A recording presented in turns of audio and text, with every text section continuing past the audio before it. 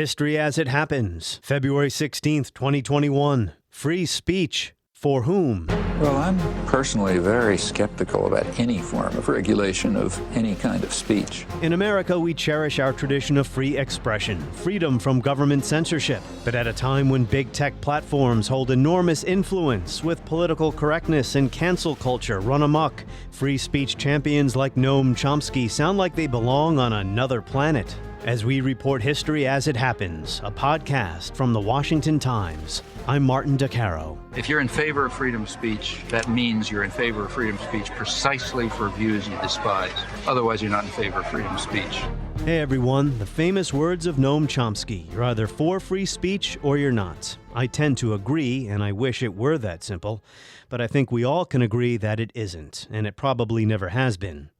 But today, our culture is exhausting itself, arguing over who gets to say what and where, with a lot of anger directed at big tech, and the decision to silence this man. The big tech CEOs who have been put in a position by us giving a law to them, Section 230. We've given them that power. And you know, that can be taken away. That can be taken away. In a moment, my conversation with Yale University media studies expert John Peters, to whom I pose the question, did Twitter censor Trump? What do you mean by censor? I mean, censorship is a theatrical problem. You'll hear his complete answer, as mentioned, in a little bit. We discussed cancel culture, too, and other trends that are eroding the freedom to speak one's mind. But first, let's check in with Ryan Lovelace. He covers tech for the Washington Times, so he's been covering what Congress may do to the companies that are now central to our everyday lives, such as Facebook, Twitter, Google, among others. Ryan, good to have you here. Welcome to the podcast. Thanks for having me. So it seems both Democrats and Republicans want to do something about big tech, capital B, capital T, because they've been unable to consistently or adequately police content, depending on who you ask. Is that the correct way to at least start framing this issue? I think that's correct. I think there's definitely bipartisan anger at tech platforms over their content moderation policies. In talking with lawmakers and activists on both the right and the left, what you hear is, though, they have very different reasons for being angry. On the right, there's a perception that there's anti-conservative bias, and the last few months have certainly given them ample ammunition. Former President Trump, while he was still the sitting president, was booted off many of these platforms, in some cases temporarily, but then it was extended to indefinitely, such as on Facebook, where they're currently reviewing that decision, and on other platforms like Twitter, where he's been permanently banned. On the left, their concerns are more disparate in some ways because they're less focused on a single ideology. But often what we hear is there's people on the left that are angry at Facebook, for example, because they don't think they've been tough enough on Trump supporters. They haven't cracked down hard enough. There's antitrust concerns there, too. And there's antitrust concerns on both the right and the left against big tech. And I think we've seen a lot of bipartisan anger, but not a lot of agreement around bipartisan solutions yet.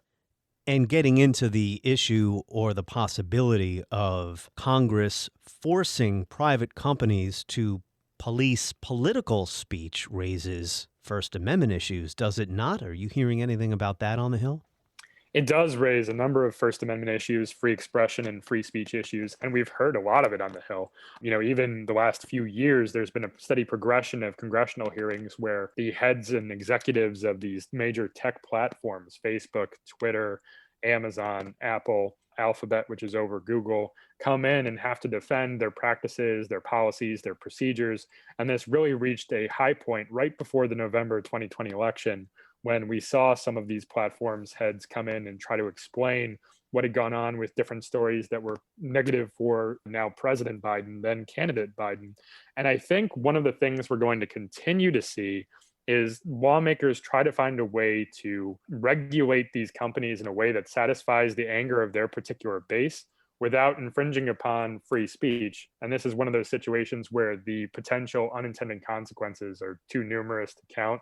But I think it's not going to be something that goes away anytime soon. Democrats have a proposal called the Safe Tech Act, which stands for, ready, Safeguarding Against Fraud, Exploitation, Threats, Extremism, and Consumer Harms Act. They want to change liability protections under Section 230 of the Communications Decency Act. So where does that proposal stand, and what would happen if it did become law? I would imagine that big tech companies are going to fight it. And I think you're right on that point. This latest proposal, the Safe Tech Act, is the Democrats. It's put forward by 3 Democrats: Mark Warner of Virginia, Mazi Hirono of Hawaii, and Amy Klobuchar of Minnesota in the Senate.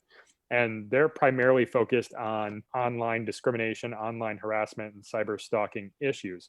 Now, Section 230 is an obscure provision of a act that was passed, more than 20 years ago, but it's really become a watchword in this debate around big tech issues. There are legal liability protections for tech platforms, so the tech companies can't be held accountable for something you or I say in a legal way. And what we've heard in the last couple of years in particular is lawmakers looking at curbing those protections in order to have some way to hold tech platforms accountable for actions they don't like. But this has literally become something in the last few months that we've seen really be used, the idea of reforming Section 230 or overhauling it in some way. It's being used as a silver bullet by lawmakers on every side of the aisle and every corner of the country to go after whatever the perceived social ill is that they want to address, whether it's illicit drug crime, child exploitation, anti-conservative bias. It's a running list of problems. And some of those issues are, of course, legitimate concerns, such as child trafficking, but maybe the fundamental problem or the fundamental issue here is, what are these social media platforms? Are they public utilities? Are they simply platforms where people can say anything they want? Are they news curators? Are they media companies? Is there any consensus on the Hill about how to even define something like Facebook? Maybe they're more than one thing. There isn't, and I'm not sure there will be. I think the tech platforms themselves have actually signaled that they're open to regulation, and I think when you listen to Facebook CEO Mark Zuckerberg, for example, say, where we recognize that we can't do everything and we'd like you to step in, that's almost so that they don't have to be the ones to make that determination themselves. They'd rather not get all of the anger in return. And in listening to lawmakers talk about this, they all have very different ways in viewing what is the right way to identify individual platforms. To me, it was really interesting to watch someone like Senator John Cornyn, who at the end of 2020 did not support President Trump's attempt to curb Section 230 through a major defense bill that was passing through at the end of the year. But now, in the new year, he's working with Senator Joe Manchin, a West Virginia Democrat, on their own proposal to curb Section 230. Typically, when we talk about big tech, we mean the dominant players in the tech sector: Apple, Amazon, Google, and Facebook. But really, big tech has come to mean anything that anyone perceives as a political opponent. Well, that sounds like Congress to me. Ryan Lovelace, thank you for the update. He covers tech for the Washington Times. Okay, let's dive right into our next conversation about free expression, its history, the dilemmas it poses, and whether our culture is dealing with these problems in a constructive way. John Peters is the Maria Rosa Menachal Professor of English and of Film and Media Studies at Yale. He is the author of Courting the Abyss, Free Speech and the Liberal Tradition, and more recently he co-authored a book titled Promiscuous Knowledge, Information, Image, and Other Truth Games in History. John, welcome to the podcast. Good to have you here. Great to be here. Thank you. And I'm glad that you volunteered to be the one to finally untangle and solve this problem for all of us. Well, Very funny. We're going to give it a try. So, in Courting the Abyss, you wrote, liberals are confident that any doctrine, good, bad, or ugly, should be allowed its innings in the open air. Let truth and falsehood grapple. Is that what it means to court the abyss? And are we in the abyss now? Yes. Wonderful question. I think we're always in the abyss. Human history has shown a penchant for getting into trouble.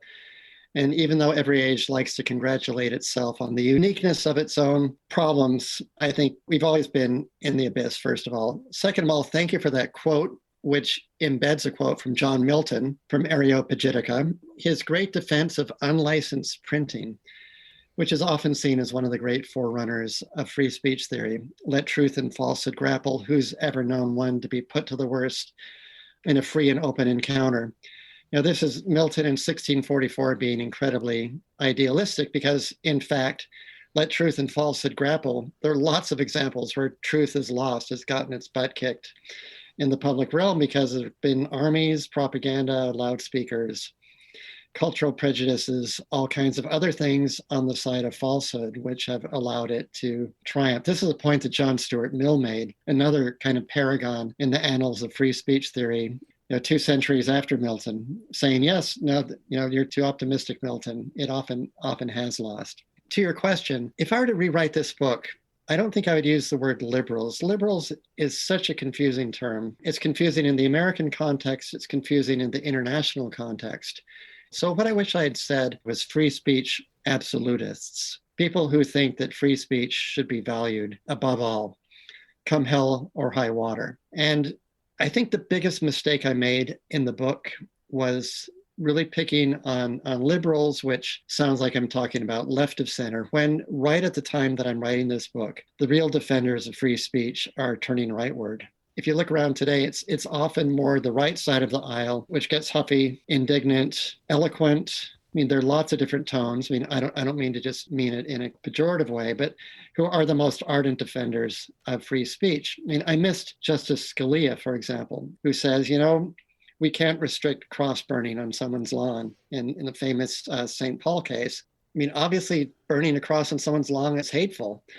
But Scalia was willing to suspend judgment on that act because he thought that the potential risk of government intervention to restrict something like that would be greater than the potential harm of a cross being burned. You wouldn't call Scalia a liberal. You would call him as someone who is willing to suspend analysis of the effects of free speech. And I think that's what I really mean by courting the abyss, by embracing free speech at all costs without thinking carefully about the forum, the forms, the consequences, the pain, the context, the media, indeed the media through which free speech comes. And we should note you wrote your book 15 years ago, before big tech platforms like Facebook and Twitter held so much power over speech. We'll get into big tech in a minute. First, I'd like for you to explain the broader contours of your work. You focus not just on modern court rulings and the history of jurisprudence regarding free speech in the United States, but also on the origins of the concept of free expression in society and the so-called marketplace of ideas, right? Yes, absolutely. So this book is both conventional and unconventional. It's conventional in the sense that I pick out a few heroes who are not surprising heroes when you think about the Hall of Fame for philosophy of free speech. John Milton, obviously, John Stuart Mill, Justice Oliver Wendell Holmes. But then I throw in a couple jokers in the deck, most notably Paul of Tarsus, the Christian apostle from the first century. And Paul's a really interesting figure because so much of our thinking about liberty is in dialogue with his idea that basically everything's permitted, everything's free, but not everything is useful. I like Paul in this context because you can see the way that he informed someone like Milton, who's also a kind of radical Christian. Both Paul and Milton have a recognition of the potential harms or misfires of speech without bounds. Part of what I'm trying to do is reconstruct this history of thinking about free speech in a way that would allow us to have a more nuanced take, basically to be able to say, yes, we want free speech, but no, we don't want a culture in which anybody says whatever dang thing they feel like saying, because that's not a healthy culture. And that's a very complicated thing. Yeah, I mean, you want nuanced takes. Don't bother with social media. Exactly. So true. I mean, that's why I wrote this book instead of tweeting. Okay, back to Twitter, Facebook, etc. When we talk about free speech, we often talk about the right to free expression. But talking about rights seems a little off now because rights are protected by laws, or in this case, the First Amendment. How should we be approaching this issue of speech at a time when big tech can censor or punish anyone who breaks their rules? Yeah, that is the key question. And if you look at the history of thinking about free speech, there is this confusion or conflation or happy coincidence, depending on how you look at it, between marketplace thinking and between ideas. It turns out that the very idea of the marketplace of ideas, which kind of assumes that free speech would be like this open town square where you have different people arguing, jousting one for another. It's a very romantic idea. You think of the Athenian agora or the New England village or something. Actually, when you look at Milton, he doesn't like the idea that speech is a market. And this very notion of the marketplace of ideas is much more recent than we would expect. I've written a separate paper on this, which I don't think you've seen, but it's essentially a Cold War phenomenon. And one of the great boosters of the concept of the marketplace of ideas is, in fact, the New York Times. When you do digital searches, and their argument is essentially a free press is a commercial press. We are free and we are commercial. And this story that says that free speech is also free market is one which is deeply embedded in Anglo-American culture, but gives us all kinds of problems because there are other cultures, Norway, for example, in which the state will subsidize newspapers. For example, I once did an interview with this newspaper. It's called Klassekampen, which you can probably figure out means class conflict, which is the communist newspaper, which the Norwegian state subsidizes because they want to have a diversity of opinions. So the taxpayers are actually paying. It's the state, it's not the market. In the US, the market and the public realm have been in bed for a long time. And so this is a long way of saying this problem is not a new one. You can say, well, this is a real novel problem, but then we want to back up and say, well, how did a private company come to be the place that dominates public discussion? If you take Twitter indeed as public discussion, because in some ways the features of the platform are ones which militate against thoughtful public discussion and favor hot takes, wit, rudeness, excessive simplification of complex issues, Yeah. cancel culture, Exactly. smearing people. Exactly. Did Twitter censor Donald Trump? What do you mean by censor? Censorship is a theatrical problem. This is a line from G.K. Chesterton. But censorship is one of those words which can get people instantly up in arms because it sounds like automatically unjust and abusive. Censorship is always something foul, something bad, something evil. So we had 565 students apply to the PhD in English at Yale this year. Were we censoring the 560 who didn't get admitted? Obviously not. That's silly. We were exercising judgment. When someone chooses to cancel the invitation of an academic to give a talk at a university because it becomes clear that that academic might simply be, or a non-academic, in the case of Milo, for example, that academic might not be there for the case of advancing ideas, but for the case of self-promotion or causing trouble. Is that censorship or is that judgment?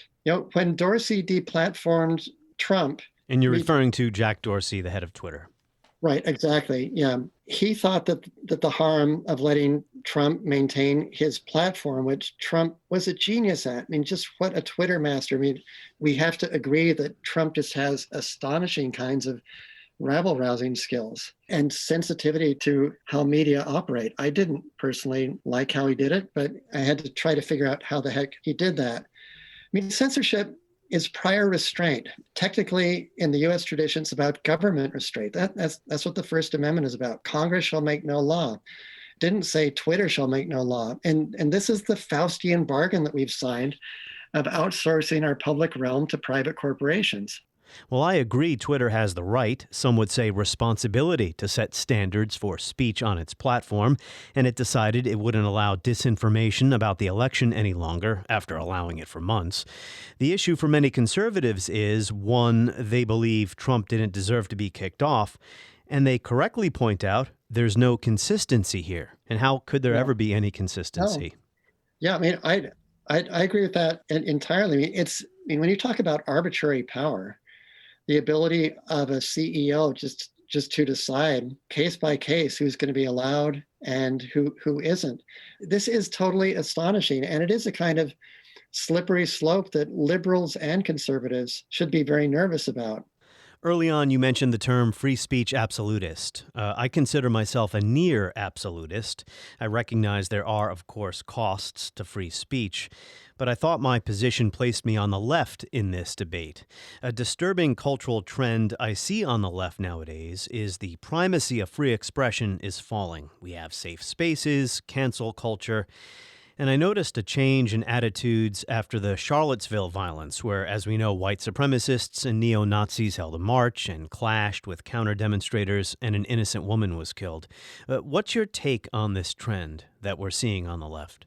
Yeah, no, it's a mile away from what you have in the late 70s, in which the ACLU is defending the right of Nazis to march in Skokie, which is kind of a paradigmatic case of courting the abyss of precisely being the left liberal defenders of openness and of diversity, saying that the price of censoring Nazis is greater than letting them speak, because it is actually to succumb to their own game to censor them. We will rise above them. I mean, this is the argument, by showing our fortitude, the robustness of our commitment to democratic culture, that the most vilified outcast as their day in the sun, precisely what the Nazis did not allow for Jews, for gypsies, for homosexuals, so that we're not going to end up playing that game. I mean, that's the argument of Arya Nair in an amazing book from the late 70s called Defending My Enemy. He had a direct family relationship to the Holocaust. He nonetheless felt it his duty as an American, as a liberal, as a Jew, to defend the rights of an oppressed minority to have their moment in the sunlight. Obviously, he hated what they were saying. You know, this is the famous Justin Holmes line, is free speech is for the thought that I hate, not for the thought that I love. And Noam Chomsky had said it, you're either for free speech or you're not. You need to be in favor of allowing people whose views you despise to freely express those ideas, because in the act, they'll destroy their own reputations. Yeah, it's very true. I think your hypothesis about Charlottesville is a good one. I've got another hypothesis, and that's about the way that social media work. And I'm thinking of a book that a German colleague of mine wrote. I actually have it in a German right here. I think it recently got translated into English as something like The Triumph of the Profile. But his argument is, when you look at basic terms in social media use, like the profile, and you actually figure out where they come from criminology and psychiatry. 25 years ago, who had a profile was a criminal. A felon had a profile. Their identity was tied down to specific aspects of what they did, who they were, what their body was like, their eye color, fingerprints, all these kind of involuntary things. Now everybody has profiles on Facebook. But I mean, this is the subtlety of his argument, is that with this profile culture goes a shrinkage of the diversity of faces that we can show in public. So on Facebook, you only get to be one person because all of your friends are there all at the same time. You can't perform different kinds of roles in different kinds of contexts, because Facebook is this great big total context. And so you're forced to be as rigid a personality as your profile, which means that you have no place to hide, that your private opinion is continuous with your public opinion. This is entirely different from, say, 50 years ago, in which free speech was largely mediated by writing, by print, by a culture in which your public persona might be different from your private persona. I'm not talking about, going on to 4chan or whatever it's called nowadays. I know they just changed their name, and pretending to be someone so you can go dox someone. I mean, that's not what I'm talking about. But I'm talking about that the very idea of public speech was to distantiate yourself from your own private life and speak as a public persona. We don't have public personae anymore. We're all stuck in our profiles. I was talking with my students the other day. We're reading Leaves of Grass, an American literature class. And, it's an amazing poem because Whitman is so inclusive about Black and white and Native people and male and female. And one of the students fairly pointed out that when you look at Whitman's private conversations in journalism, he looks like an awful racist. He uses the N-word. He doesn't think that Black people and white people are equal. I could tell that this student's instinct was to want to say, therefore, we shouldn't really take Whitman's aspirations to this great inclusivity of his poem seriously, because his own private life wrecks by showing the hypocrisy, the beauty of this vision otherwise. And I think that kind of idea that you reduce people to their private profile is an effect of social media, which makes it very difficult for people to have free, complex public speech. And also the notion that from time to time, people are allowed to be stupid or ignorant or simply mistaken or even offensive without it ruining their lives. I want to circle back to something you mentioned, the famous ACLU case in Skokie, Illinois, and the great tradition of free speech in America. Our past is checkered when it comes to this freedom. We can think of the Sedition Act in the Adams administration, but laws against seditious libel weren't struck down by the Supreme Court until the 1960s. And not until the 20th century did freedom of speech cases reach the High Court. So we're still pretty new at this, and now it's being buffeted by all these various forces. Yeah. So 2 points. First, about cancel culture and lack of forgiveness or lack of compassion. This is also, I think, motivated by digital media. The idea that whatever you say online is there forever, that's not technically true because the internet's a really spongy place. You can lose stuff online. But still, I mean, it used to be you go off to college and you experiment, you try stuff on, you try different things. I think college students tend to be a lot more concerned. I was going to say terrified. That's not quite right, but a lot more nervous about experimenting because the risk is it's going to be documented. There's going to be a record. Someone's going to find you wearing that ridiculous Halloween costume that you thought was a silly joke, but actually is deeply offensive to certain kinds of people and will haunt you forever. Okay, about the recency of free speech, that's so true because it's really World War I that brings, as you say, key free speech cases to the Supreme Court, where you get these stirring decisions by Holmes and Brandeis and others. I don't know. I mean, it's also really complicated because when you look at even the 1960s, like the Tinker case, the armband case, can you wear armbands in schools? And the courts seem to basically say that free speech is limited by institutional context. That if you want to wear a black armband out on the street, go ahead. But in a school, if there's a risk of it harming the functioning of the institution, the workplace, the school, the military, there's possible warrant for some kind of limitation. There's always been consequences for speech, and that's still the case today. I'm not arguing against consequences, but it's hard to keep those two categories separate because if you're afraid you might get fired or harassed for stating an unpopular opinion, you're not going to share it. So what good is free expression in that circumstance? And that is why free expression is so important. It is supposed to protect marginalized people from backlash. Yeah, I mean, this is so hard because trying to figure out what is a serious consequence and what isn't. I'm thinking of the Cohen versus California case, which I think 1970, where a man wore a jacket adorned with the indecorous slogan of "fuck the draft" into a courtroom. And Justice Harlan said, "One man's lyric is another man's vulgarity." And basically, that's an argument for the courts to keep their hands off of taste. De gustibus non disputandum, as they say. There's no argument about matters of taste, right? I think for a lot of people today, they would say that questions of like racial epithets or team mascots, those are not just matters of taste. Those are matters of what kind of nation we want to be, what kind of nation we want to have, what kind of respect we want to show, what kinds of history we want to tell. And so I find this a really complicated problem because, one person's snowflake is another person's earthquake. One other context, this is going to sound crazy, but just try me, is one reason why free speech has changed so much is because nobody learns Latin anymore. It's going to sound weird. But part of the ethos of learning Latin, and I know that study of Latin was always connected with being a gentleman with a certain kind of ethic.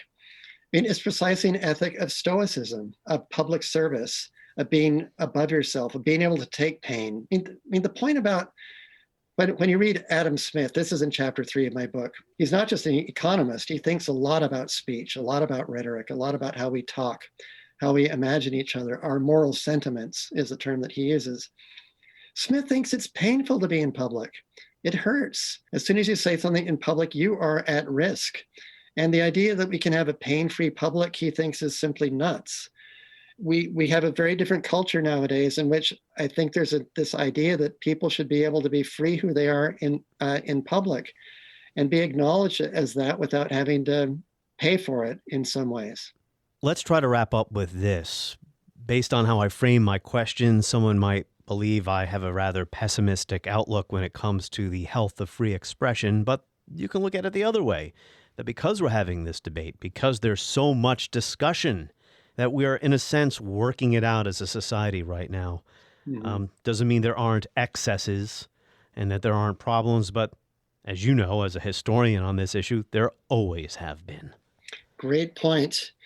I think the question is one more of structure than of content. I think the real question is, how can we design a public realm of discussion that is inclusive, robust, diverse, informed, open, all of those wonderful ideals that also allow people to learn, to experiment, to mess up, to apologize, to be forgiven. I mean, mistakes are we all know this in our own lives, that wisdom comes through mistakes. You foul up and you get smarter because of it. And if we have a public realm that doesn't allow for that kind of learning process, then that is really hazardous. And you'll have groups of people all thinking the same way. It enforces orthodoxies. And as I say, thinking people don't subscribe to orthodoxies. Right. Sorry, I interrupted you there. No. That's a really good point. I mean, I think I'm kind of with John Dewey on this, who is a theorist of an American philosopher of democracy, philosopher of art, philosopher of education, philosopher of money, of finance. And he thought all those things went together, that if we're really thinking about the public and its problems, which is the title of his book that he wrote nearly 100 years ago, he says we need to figure out the forums and the forms. We need to figure out, like, the social capital, the human capital. How are you going to educate people so that they have time, so that they have desire, they have the interest?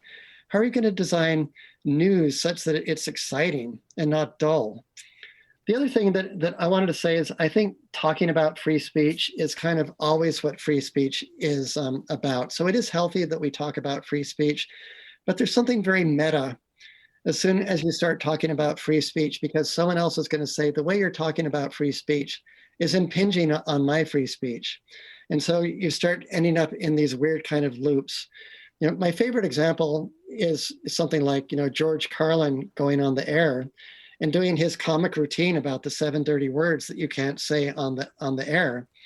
And then this becomes, someone calls in and complains, that this is violating, the FCC's mandate to kind of police the airways, because it's a public resource, and it ends up becoming a kind of landmark of free speech jurisprudence. So George Carlin's parody or satirical take about free speech ends up being part of free speech laws, in the same way that Lenny Bruce, to speak about another comedian who's like a brilliant commentator and provocateur of the limits of what you can say and what you can't say, he ends up getting taken to court. So it's all very kind of meta, very recursive. You can't talk about free speech without it becoming this theater of echoes. It goes meta really fast.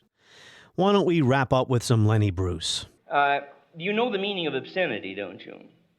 Perhaps you know. See, if I do a disgusting show, or use any disgusting word, or I just got to be talking about pork,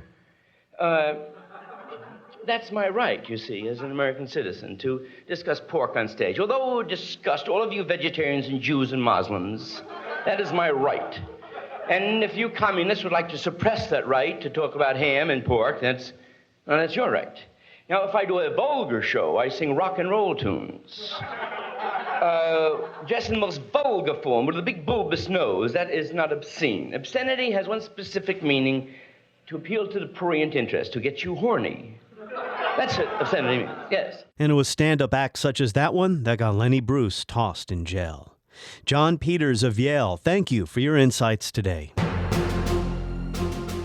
On the next episode of History as It Happens. So what I did is I started looking up things on the internet, asking questions like most people do every day.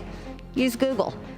and I stumbled across something, and this was at the end of 2017, called QAnon. QAnon Congresswoman Marjorie Taylor Greene has brought conspiracy theories from the fringes to the mainstream, all the way to the halls of power in Washington, but she isn't the first, not even close. Conspiracy Theories in American Politics with the great historian Joseph Ellis. That's next when we report History as It Happens, a podcast from the Washington Times.